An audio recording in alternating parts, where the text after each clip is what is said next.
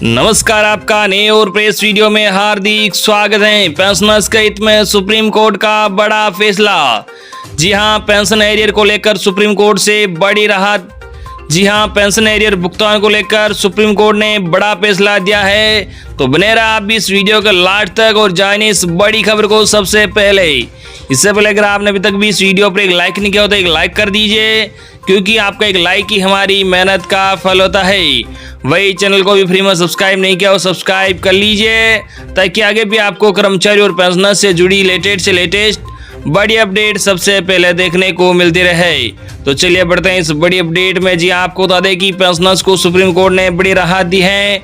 दरअसल पेंशन भुगतान को लेकर सुप्रीम कोर्ट ने आदेश जारी करते हुए कहा है कि पेंशन एरियर भुगतान के कतई इनकार नहीं किया जा सकता। पेंशनर्स के पेंशन पर उनका अधिकार है, उन्हें किसी भी स्थिति में भुगतान किया जाना चाहिए। साथ ही पेंशनर्स को जल्द ही उनके एरियर का भुगतान होगा। सुप्रीम कोर्ट ने हाई कोर्ट के उस फैसले को खारिज कर और रद्द करते हुए कहा कि आवेदक पेंशन के रिवाइज दर से पेंशन पाने वाले हकदार है, पेंशन पाने के हकदार है और निर्देश दिया है कि 4 सप्ताह के अंदर पेंशन के एरियर का भुगतान किया जाए। चूंकि पेंशन कार्रवाई का एक निरंतर कारण है, सुप्रीम कोर्ट ने हाल ही में फैसला सुनाया कि अदालत का दरवाजा खटखटाने में देरी के आधार पर पेंशन बकाया को खारिज नहीं किया जा सकता है। गोवा अपीलकर्ता और अन्य याचिकाकर्ता ने बॉम्बे हाईकोर्ट में एक रीट सूट दायर किया था, जिसमें उनके नियोक्ता के 60 के बजाय 58 साल की उम्र में सेवानिवृत्ति होने के फैसले को चुनौती दी गई थी।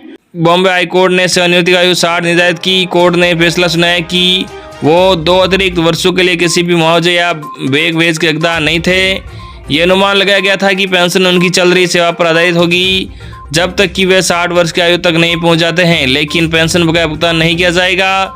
संशोधित दरों पर 1 जनवरी 2020 तक पेंशन देय नहीं होगी।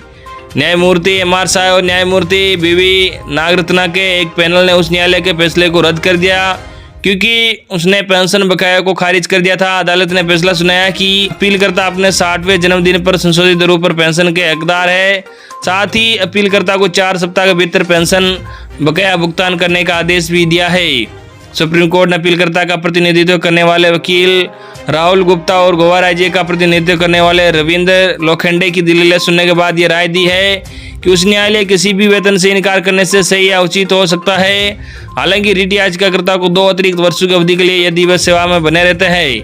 हालांकि पेंशन की बकाया राहत से इनकार करने का कोई आधार नहीं था। जहां तक पेंशन का सवाल है, ये एक सतत कार्रवाई का कारण है। पेंशन के बकाया को अस्वीकार करने का कोई औचित्य भी नहीं है, जैसे कि वे 60 वर्ष की आयु में सेवानिवृत्ति या अधिवर्षित प्राप्त कर चुके होते हैं।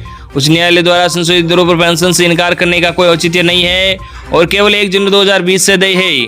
परिस्थितियों में उच्च न्यायालय द्वारा पारित आक्षेपित निर्णय और आदेश को पूर्वोक्त सीमा तक संशोधित करने की आवश्यकता है। आंशिक रूप से अपील की अनुमति देते हुए उच्चतम न्यायालय ने कहा है कि उच्च न्यायालय द्वारा पारित किए गए फैसले का आदेश को रद्द किया जाता है, जिसमें कहा गया है कि अपीलकर्ता पेंशन के किसी भी बकाया से इनकार करने की सीमा तक, और ये मानते हुए कि अपीलकर्ता केवल 1 जनवरी 2020 से संशोधित दरों पर पेंशन का हकदार होगा।